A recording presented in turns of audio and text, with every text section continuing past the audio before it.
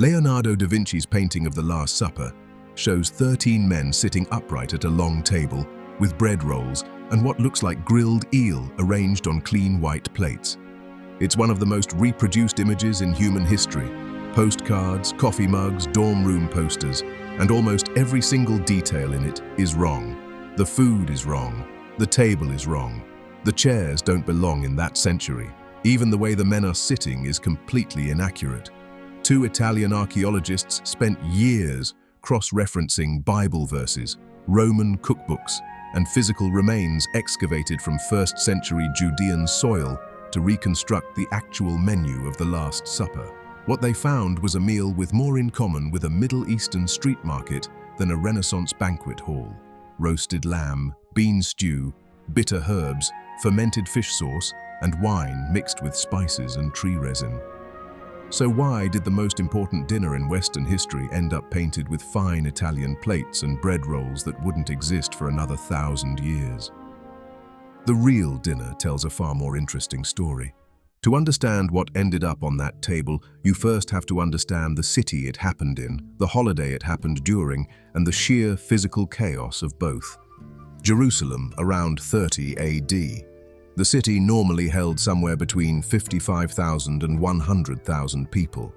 To put that in perspective, think of a mid-sized city like Greenville, South Carolina, or maybe Savannah, Georgia. Not small, but not sprawling either. A place where you could walk from one end to the other in about 45 minutes. The city was built across a series of steep hills, with the massive temple complex dominating the highest point. Below it, narrow limestone streets, markets, homes with flat rooftops, and Roman military barracks keeping watch from every elevated position. But during Passover week, everything changed. Contemporary scholars estimate between 150,000 and 300,000 pilgrims flooded through the gates. The Jewish historian Josephus, writing a few decades later, claimed the number hit 2.7 million people, with over 256,000 lambs slaughtered at the temple in a single festival. Josephus was famous for inflating numbers, so take that with a generous pinch of salt.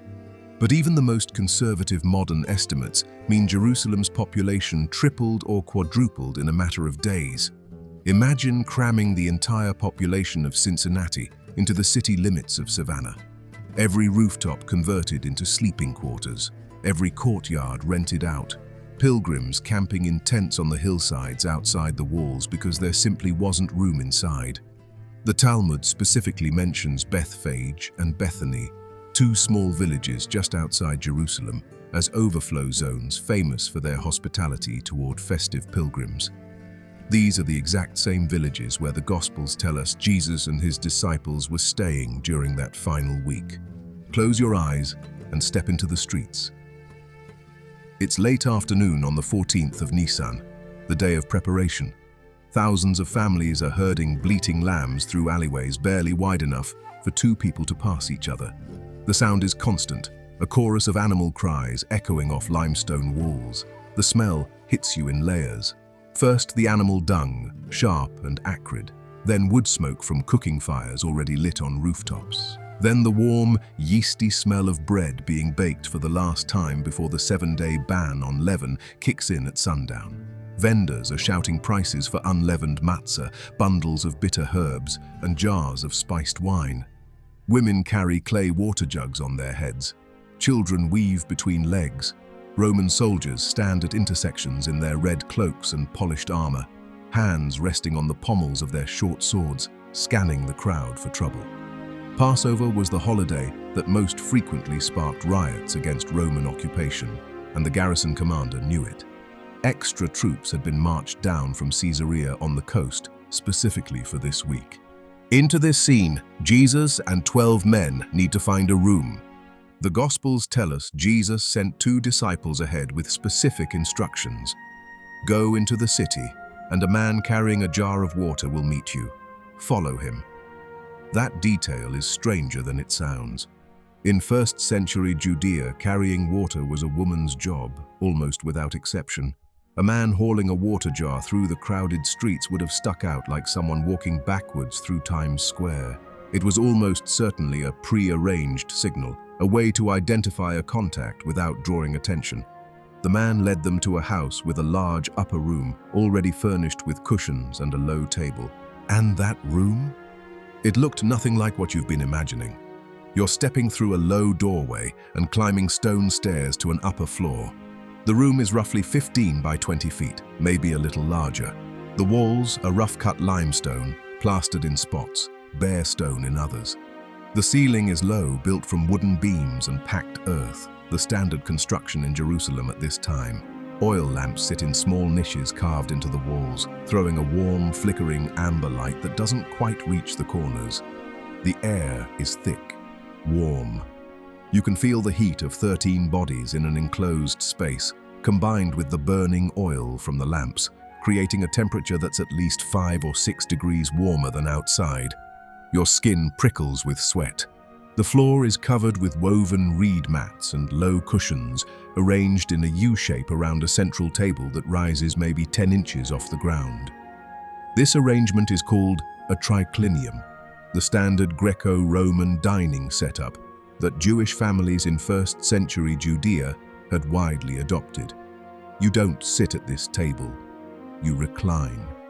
Everyone lies on their left side, propped up on their left elbow, with their right hand free to reach the food.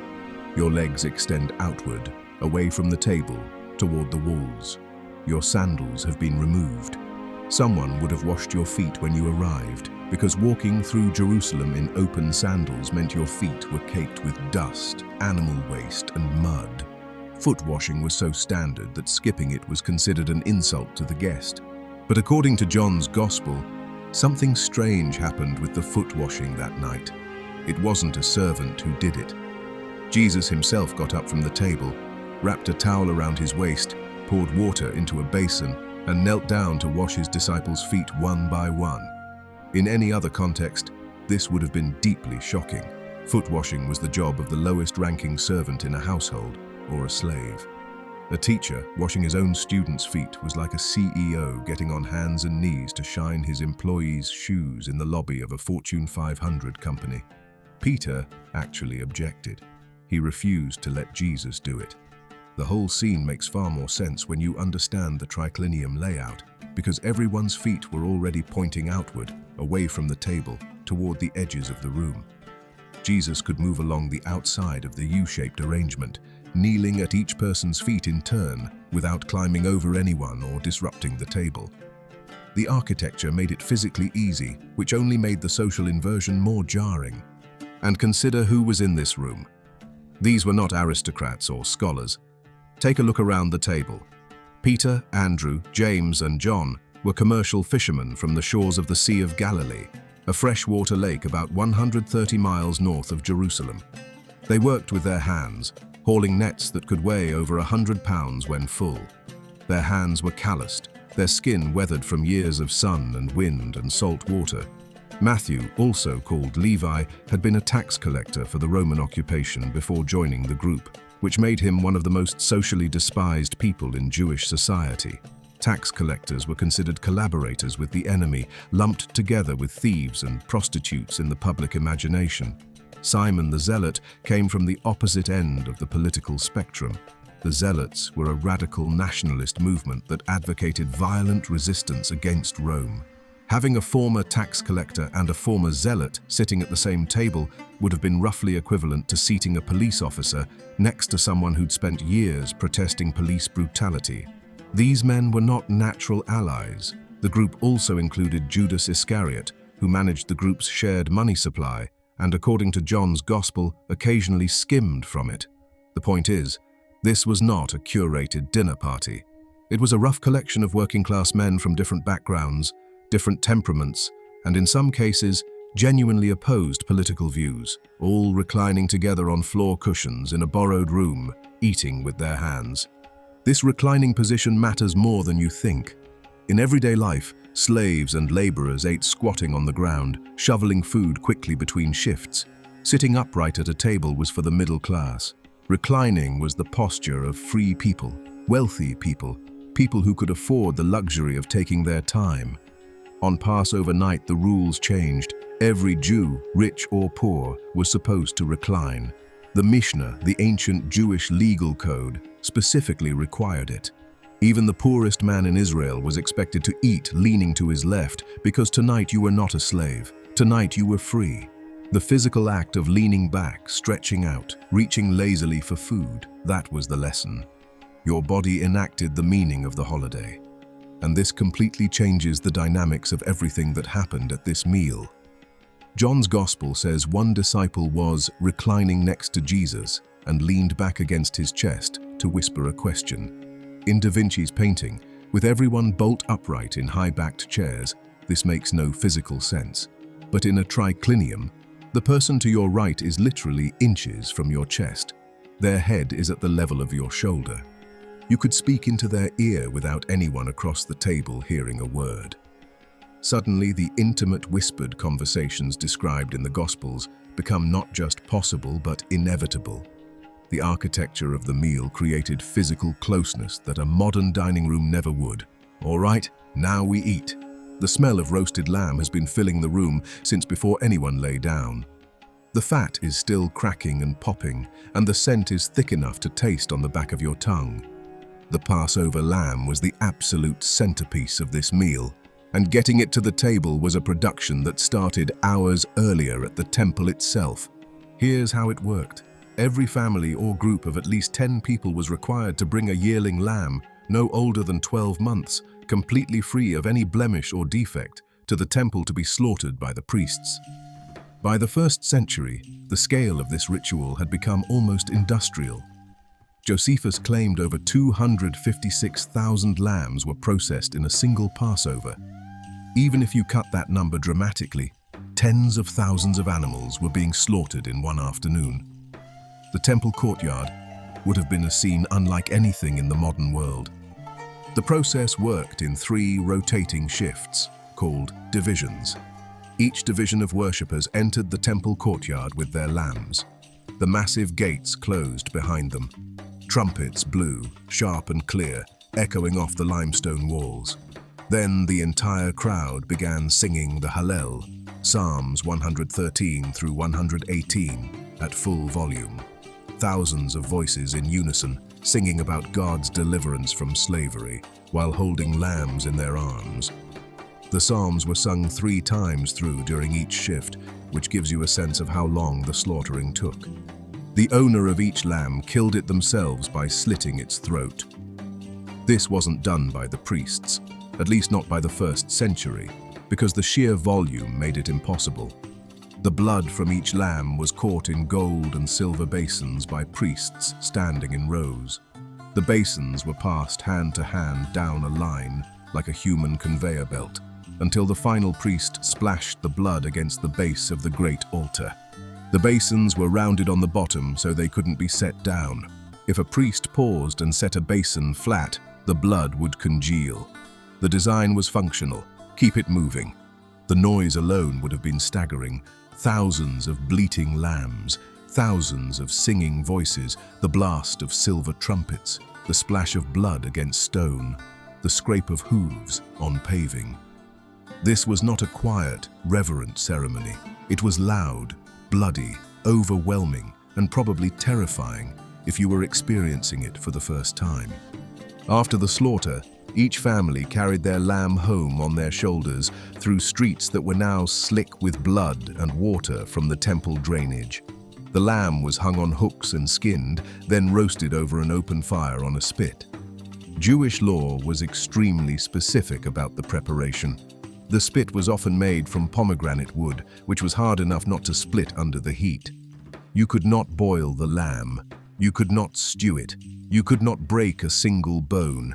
It was roasted whole, intestines and all, stuffed inside the body cavity until the skin charred and the meat was tender enough to fall apart, and everything had to be eaten that night. Whatever was left by sunrise had to be burned completely. So picture the lamb arriving at the upper room. The skin is blackened in patches where the fire hit directly, split open along the ribs to reveal reddish-brown meat glistening with rendered fat. The smell is rich, almost sweet, with that distinct smoky char that only comes from real flame. You tear off pieces with your right hand, No forks, no knives at the table. Your fingers are slick with fat, and you wipe them on pieces of flatbread. A whole roasted yearling lamb for 13 men is roughly 10 to 15 pounds of edible meat, give or take. That's about the same amount of protein as 2 full Thanksgiving turkeys. Plenty of food. These men would eat until they were full, and the cost was significant. A yearling lamb in the 1st century cost about 4 denarii. 1 denarius was a day's wage for a common laborer, which we know directly from Jesus' own words in the parable of the workers in the vineyard in Matthew's Gospel. 4 denarii for a lamb means 4 full days of work for 1 man.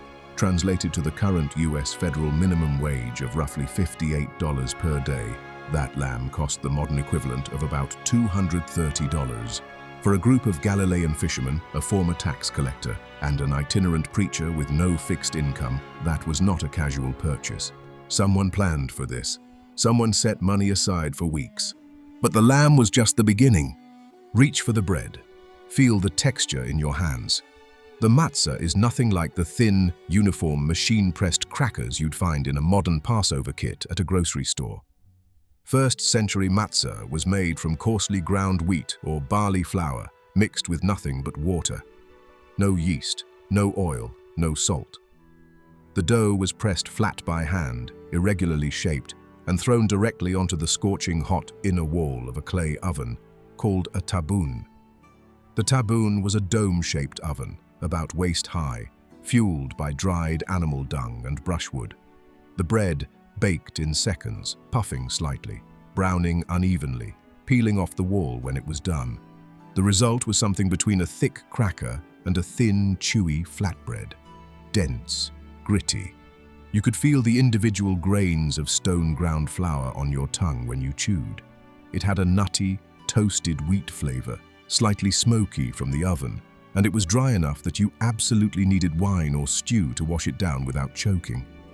This bread carried enormous symbolic weight. It was called the bread of affliction, lechem oni in Hebrew.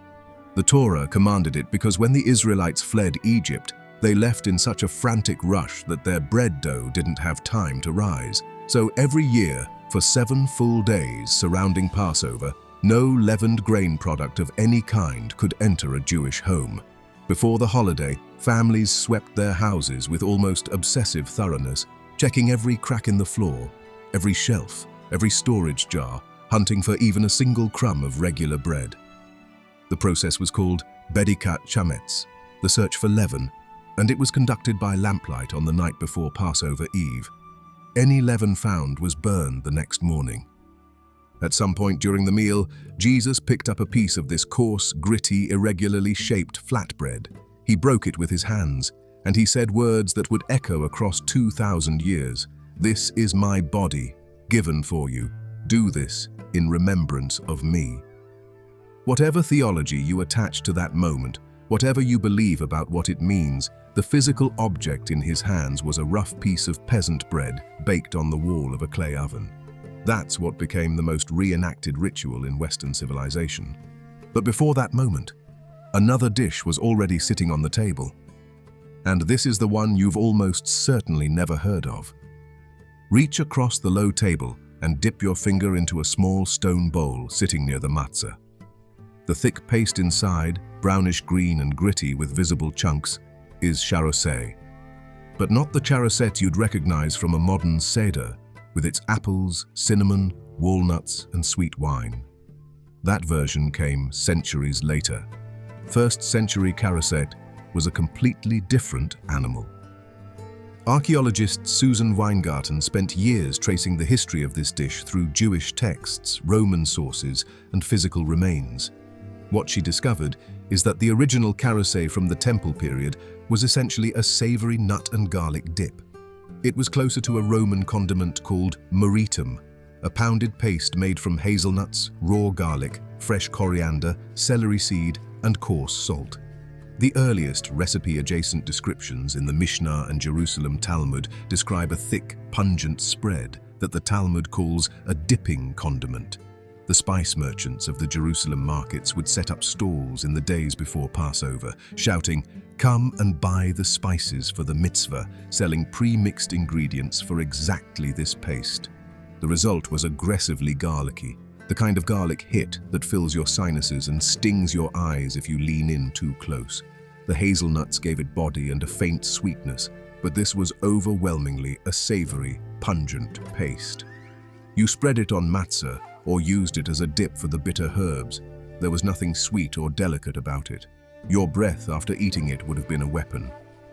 The connection to the symbolism we know today, the mortar and clay that Israelite slaves used to make bricks in Egypt, came later. The word charoseh itself derives from the Hebrew word cheres, meaning clay. But at the table where Jesus actually ate, it was raw garlic, pounded nuts, and crushed spices. The sweet apple cinnamon version is a medieval invention. Now take a bite of the next dish and brace yourself. This one is genuinely unpleasant if you're not prepared. The mera, the bitter herbs. In the 1st century, this was not horseradish.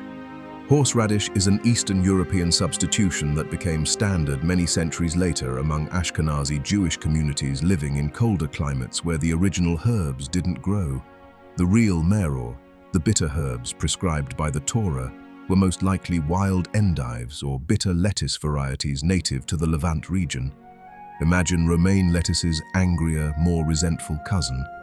The leaves were tough and fibrous, darker green, with visible veining that pulsed with a milky sap when you broke the stem. The bitterness was genuine, not the pleasant tang of arugula or the mild bite of radicchio, but a deep, lingering, mouth-puckering bitterness that sat on the back of your tongue and wouldn't go away. It made your jaw clench involuntarily. Your eyes watered slightly. You dipped the leaves into the garlicky charoseh paste, which cut the bitterness just enough to make the herb edible without actually making it pleasant. The symbolism was clear: the bitterness of slavery, the harshness of oppression in Egypt. You were supposed to physically taste suffering, feel it in your mouth, and then wash it away with wine and the sweetness of freedom. This wasn't an intellectual exercise. The lesson was delivered through your taste buds and your gag reflex. And speaking of wine, let's talk about what was in those cups. Pick up the cup nearest to you. It's clay, rough under your fingertips, maybe slightly warm from the room temperature. The wine inside is not what you'd recognize as wine from a modern bottle. 1st century Judean wine was typically much stronger than today's table wine in its undiluted state, which is precisely why it was almost always mixed with water. The standard ratio was somewhere between 2 parts water to 1 part wine and 3 parts water to 1 part wine. This brought the alcohol content down to roughly 3 to 5%, about the strength of a modern light beer. Drinking wine unmixed was considered barbaric, something only the desperate or the deranged would do. The word for a heavy drinker in ancient Hebrew essentially meant someone who drinks their wine straight. But the Passover wine had another layer. The archaeologists who reconstructed the Last Supper menu noted that 1st century Judean wines were often aromatized with spices, herbs, and tree resin, influenced heavily by Roman and Greek winemaking traditions. Imagine something closer to a Greek retsina, with that distinct piney resinous note, crossed with a warm mulled wine, spiced with cinnamon, myrrh, or black pepper. Your first sip coats your mouth with tannins. You catch a whiff of something herbal, almost medicinal. The wine tastes like nothing you've ever bought from a store. It's earthy and warm and slightly bitter, with a thickness, an almost syrupy texture that comes from the high sugar content of ancient grape varieties and the concentrated wine-making process. The Passover Seder required 4 specific cups of wine, each consumed at a prescribed point in the evening's order of service. The cups had names and theological meanings.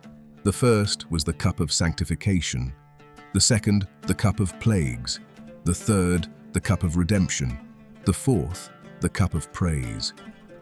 Even the poorest person in Israel was required to drink all 4 cups, according to the Mishnah. If someone couldn't afford the wine, the community charity fund, the tamchui, was supposed to provide it. That's how non-negotiable it was. At roughly 1 denarius per container of ordinary wine, those 4 cups for 13 men would have required several containers. Combined with the lamb, you're looking at close to a week's wages for a common laborer to fund this single meal. That's roughly $400 to $500 in today's money. For men who made their living catching fish in a freshwater lake in rural Galilee, this was a serious financial commitment that required planning. If you're finding this interesting, hit subscribe. We cover ancient biblical life every week with archaeological detail and AI reconstructions that bring these moments to life. More on this meal in a second. Now, here's the dish that never makes it into any painting. The one that might change how you think about this meal entirely. There was a bowl of fish sauce on that table, and it probably smelled terrible. Garum, or in its Judean variant, zir. This was a condiment made by layering fish intestines and small whole fish with generous amounts of salt in large stone or ceramic vats, then leaving them to ferment in direct sunlight for 2 to 3 months.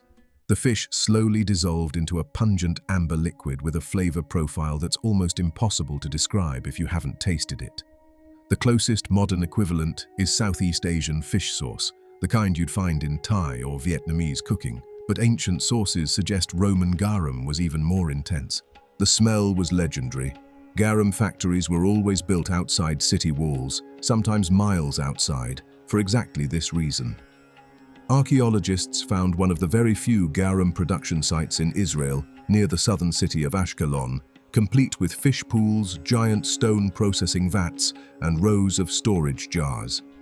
Another probable factory was uncovered at Tel Dor, on the Mediterranean coast, with a floor plan nearly identical to fish sauce factories excavated in Spain and Morocco. These were significant industrial operations, and the sauce was absolutely everywhere. It appeared in over 75% of recipes in the oldest surviving Roman cookbook, attributed to Apicius, written around the 1st century AD. Rich Romans paid premium prices for the finest varieties. One type, called Garum sociorum, made from mackerel in southern Spain, could cost the modern equivalent of $500 per bottle. The cheap version, called allic, was the thick paste left in the strainer after the good stuff was filtered out. The Talmud contains specific debates about whether fish sauce manufactured by non-Jews was ritually clean enough for Jewish consumption, which proves beyond doubt that Jewish communities in Roman Judea were consuming it regularly. One food historian called it the ketchup of the Roman Empire. It went on everything. At the Last Supper, zir was likely drizzled over the roasted lamb, stirred into the bean stew, or served as a standalone dipping condiment alongside the matzah. Imagine a splash of Thai fish sauce on smoky roasted lamb. That sharp, salty, profoundly savory hit that makes your mouth water and your brain light up with umami signals. That's genuinely close to what 13 men in a cramped upper room in Jerusalem tasted 2,000 years ago. And that bean stew deserves a moment of its own. The Italian archaeologists specifically identified a legume stew, probably made from fava beans or brown lentils, as a likely dish on the table. Bean and lentil stews were the backbone of 1st century Judean cooking. They were cheap, calorie-dense, and filling, the kind of food that a family of laborers ate most nights of the week. A Passover version might have been dressed up with generous pours of olive oil, ground cumin, fresh chopped coriander leaf, a few shakes of black pepper, and of course a healthy splash of that fish sauce. The stew would have been warm, thick enough to hold a wooden spoon upright, and deeply earthy with that distinctive legume richness. You scooped it with torn pieces of matzah, using the flatbread as an edible spoon. The bread soaked up the broth, softened slightly, and the combination of nutty matzah with the savory herbed stew was probably the most genuinely comforting thing on the table that night. Alongside the stew, there would have been olive oil, lots of it. Olive oil was to the ancient Mediterranean world what butter is to modern French cooking, the fundamental fat in virtually every dish. The Galilee region where these men grew up was covered in olive groves, and the production of olive oil was one of the major industries of Roman Judea. Archaeologists have uncovered massive stone olive presses throughout the region, some large enough to process thousands of pounds of olives per season. A single mature olive tree could produce between 10 and 20 gallons of oil per year. The best first pressing oil, called beaten oil in Hebrew, was reserved for sacred temple use and wealthy tables. Common families used the second and third pressings, which were heavier, more acidic and stronger in flavor. At the Last Supper, olive oil would have been drizzled generously over the bean stew, used to dip bread into, and probably rubbed onto the lamb during roasting. The taste was fruitier and more peppery than the refined supermarket olive oil you'd grab off a shelf today. A good first-century Judean olive oil would have had a genuine bite at the back of your throat, almost spicy, with grassy green notes. The oil also served a purpose that had nothing to do with food. Every lamp in that upper room was burning olive oil. The small clay lamps, called neronim, held maybe 2 or 3 tablespoons of oil at a time and burned through it in a couple of hours. Someone would have refilled them during the meal, pouring oil from a small jug, the wick sputtering and flaring before settling back to its steady amber glow. The entire room was lit, heated and flavored by olives. And then there were the dates. Dried dates were one of the most important foods in the ancient Near East, as central to the diet as rice is in East Asia today. Date palms lined the Jordan Valley from the Sea of Galilee down to the Dead Sea. And the oasis city of Jericho was famous across the Mediterranean world for producing some of the finest dates available. Pliny the Elder, writing in the 1st century, specifically praised Judean dates for their sweetness and size.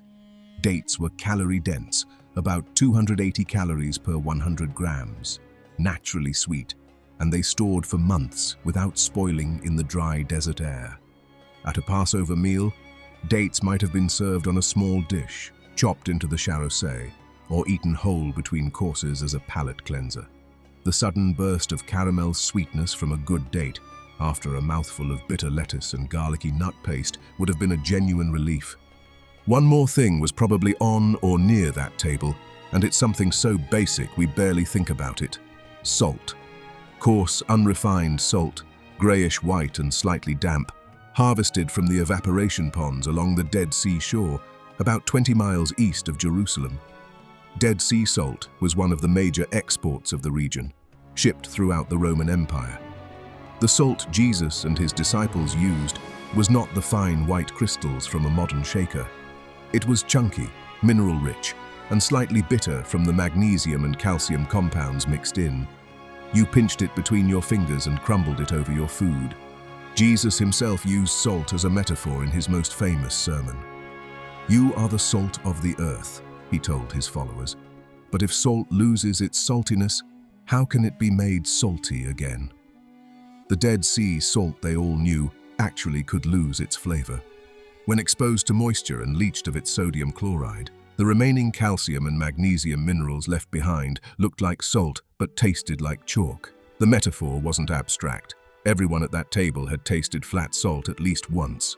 Now pause. Step back and see the whole table at once. Picture the scene from above, the low stone or wooden table in the center of the U-shaped cushion arrangement. 13 men reclining around it on their left sides, some propped on elbows, some almost flat, some turned toward the person next to them in conversation. On the table, the roasted lamb on a large clay platter, skin charred and split, ribs visible where someone has torn away chunks, stacks of rough, irregular matzah leaning against each other, a stone bowl of the garlicky charosé, its surface oily and flecked with green coriander, bunches of bitter lettuce, dark and slightly wilted from the heat, a clay pot of thick bean stew with a wooden ladle, a small jug of amber fish sauce, a dish of dates, and clay cups of warm, resinous wine scattered around the table, some half empty, some just poured. The room smells layered. Charred lamb fat, rich and sweet. The sharp bite of garlic. The earthy warmth of bean stew. The piney tang of wine. A faint sour edge from the fish sauce. And through everything, the constant low background of burning olive oil from the lamps. A smell every person in that room has known since childhood. The sound is a steady hum of male voices talking over each other, bursts of laughter, the clink of clay cups on stone, the quiet ripping of bread, someone chewing. Outside, the distant noise of the city, tens of thousands of other families eating the same meal, faint psalm singing from a nearby house, a dog barking, Roman boots on paved stone. This is not a quiet, solemn meal. Not yet. The Passover dinner was supposed to be joyful. The Mishnah describes it as a structured but festive evening. The host retold the story of the Exodus, explaining the meaning of each food. Why bitter herbs? Because our ancestors were slaves. Why unleavened bread? Because they fled in haste. Why the lamb? Because God passed over the houses marked with its blood. These questions and answers were a ritual of transmission, history taught through taste. The evening stretched 3, 4, 5 hours. People ate, drank, sang the Hallel Psalms, debated Torah, argued about freedom, and poured more wine. Into this atmosphere, Jesus begins to rewrite the meaning of everything on the table. He takes the matzah, breaks it. This is my body, given for you. Do this in remembrance of me. This coarse flatbread, this bread of affliction that had symbolized suffering and hasty escape for over 1,000 years, suddenly carries an entirely new meaning. A meaning that would be repeated billions of times over the next 2 millennia, in cathedrals and huts and living rooms and battlefield tents and underground churches where this ritual could get you killed. He takes the wine cup, the third cup, the cup of redemption. This cup is the new covenant in my blood, poured out for you. Warm, spiced, watered-down wine in a rough clay cup that cost less than a day's wages. Not a golden chalice, not a jeweled goblet. A cup a pottery merchant wouldn't have bothered wrapping carefully. The food and the moment become permanently fused. The Passover meal was already a ritual of embodied memory. Every dish was engineered to make you taste history. Bitter herbs tasted like slavery. Matzah tasted like panic. The lamb tasted like divine protection, paid in blood. Wine tasted like freedom. Jesus didn't invent food as sacred remembrance. He inherited it from a tradition already over 1,000 years old. He added one more layer, but there's a moment most retellings gloss over, and the physical details make it devastating.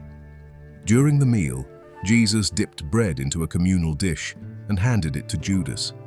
John's Gospel says this identified the betrayer. It is the one to whom I will give this piece of bread when I have dipped it in the dish. Think about the triclinium layout. The host reclined second from the left. The guest of honor was to the host's left, a trusted friend to his right. Most scholars believe Judas sat in the position of honor, directly to Jesus' left. Jesus could hand him a morsel without stretching, without anyone across the table noticing. John, reclining to Jesus' right, was close enough to lean back against his chest and hear the whispered exchange. The rest of the table, arrayed along the arms of the U, would have seen nothing unusual. A host giving a choice bite to his honored guest was perfectly normal. The dish was likely the charosé or the stew. Sharing food from the same bowl was a profound act of trust in the ancient world. Violating that trust while eating from someone's table was considered among the worst betrayals possible. Psalm 41 says it directly. Even my close friend, someone I trusted, one who shared my bread, has turned against me. Jesus handed his betrayer a piece of bread from his own hand, from the dish closest to him, from the seat of highest honor at the table. Then Judas went out into the night. The room shifted, maybe not immediately, but the energy changed. The lamb was mostly eaten. The wine approached the fourth and final pour. The psalms were nearly done, and then they went out. Matthew's Gospel says they sang a hymn and walked to the Mount of Olives. The hymn was the second half of the Hallel, Psalms 115 through 118. 12 men, full of lamb and bread and wine, stepped from a warm, crowded room into the cool spring night. The temperature had dropped to about 50 degrees Fahrenheit, around 10 Celsius. After the stuffy heat of the upper room, the cold hit your face like a slap. The streets were mostly empty, other families behind closed doors. The city quiet except for psalms drifting from windows and the distant cry of a watchman. They walked through dark streets, down into the Kidron Valley, up the other side to a garden called Gethsemane, which means oil press in Aramaic. Ancient olive trees stood around them, some with trunks so thick that two men couldn't get their arms around them. The moonlight filtered through silver-green leaves. The ground was soft with fallen leaves and crushed olive pulp from the autumn harvest. The air smelled of damp earth and cold stone, and that faintly sweet, almost perfumed scent of old olive wood. The Kidron Valley they crossed to get there was not a pleasant place at night. During the day, it served as a major drainage channel for the temple. After a Passover slaughter of tens of thousands of lambs, the blood that had been splashed against the altar drained through channels built into the temple platform down into the valley below. The Talmud mentions that gardeners purchased this blood-enriched runoff as fertilizer. So the 12 men who walked through the Kidron that night were walking through a valley that literally smelled of blood and iron and wet stone. On one side, the massive eastern wall of the temple loomed above them, its white limestone blocks glowing faintly in the moonlight. On the other side, the darker, quieter slopes of the Mount of Olives, and then they were in the garden. Some of the men fell asleep almost immediately, full stomachs, 4 cups of wine, the warmth of the meal still fading from their bodies. They lay on the ground among the olive roots, pulling their cloaks around them against the cold. Jesus walked a stone's throw further into the trees. Whatever happened there, whatever he prayed or said or felt, happened alone. Everything that followed unfolded from this meal. And for 2,000 years, it's been reenacted by every generation of Christians on every continent. But here's what got lost. The physical, sensory, messy reality of what was actually there. Not wafers, not grape juice in plastic cups. Charred lamb torn with bare, greasy hands. Garlic carousel that stung your nostrils. Bitter greens that made your face twist. Fish sauce that smelled like a wharf in July. Coarse bread that left grit in your teeth. Warm wine that tasted like pine trees and the inside of a clay jar. Salt harvested from the Dead Sea. Olive oil that burned in the lamps overhead and dripped from the bread in your hands. When the first Christians repeated this meal in the decades after Jesus' death, they ate real meals, full dinners. The Apostle Paul, writing to the church in Corinth around 55 AD, actually scolded the congregation because some people were eating too much at the communal meal while others went hungry. One person remains hungry while another gets drunk, he wrote. That's how real these early reenactments were. They involved actual food, actual wine, actual arguments about who got served first. The shift from a full communal dinner to a symbolic wafer and a sip of wine took centuries. By the medieval period, the bread had been reduced to a thin, tasteless disc, and ordinary church members weren't even allowed to drink the wine. Only the priest did that. The sensory experience that the original Passover meal was specifically designed to deliver, the tastes and textures that were supposed to teach you something through your body, had been stripped away almost entirely. This was not a delicate meal. It was a working-class Passover dinner for 13 men from the provinces, in a borrowed room, in an overcrowded city under military occupation. On the night before, one of them would be executed by the state, and every painting got it wrong. One last thing. After the Romans destroyed the temple in 70 AD, the Passover sacrifice became permanently impossible. The temple was gone, the altar reduced to rubble, the priestly order scattered across the empire. The rabbis of the Mishnah, writing roughly 130 years later, reinvented the meal. They elevated the bread, the herbs, the wine, the storytelling into the structured Seder that Jewish families still observe today. The lamb gradually faded. Many Jewish communities now serve no lamb at Passover because without the temple, the sacrificial connection is broken. That absence is itself a form of remembrance, which means the meal Jesus ate was one of the last generations of Passovers with the sacrificial lamb at its center. The food on that table was the end of an era. Nobody reclining around it knew that yet. So the next time you see Da Vinci's painting with its white tablecloth and bread rolls and glass decanters and wooden chairs, remember what was actually there. A low table, 13 men lying on their sides, a whole charred lamb with skin cracking open, flatbread baked on a clay oven wall, a bowl of pounded garlic and hazelnuts, bitter lettuce that made grown men grimace, a jug of fermented fish guts, thick bean stew scooped with torn bread, dates from Jericho, and cup after cup of warm, resinous wine poured from clay jugs in a hot, crowded, low-ceilinged room on a spring night in an occupied city. That was the real Last Supper, and it tasted nothing like you thought. Now you know what was on the table, but do you know what the room itself actually looked like? The walls, the ceiling, the lamps, the furniture, the view from the window? We reconstructed an entire first-century Jerusalem upper room using archaeological data and AI visualization, and the result will change how you picture this story. That video is on screen right now. Click it and step inside the room where it all happened. And if you're not subscribed yet, hit subscribe. We're rebuilding the entire biblical world, one room, one street, one city at a time, and the next video is going to surprise you.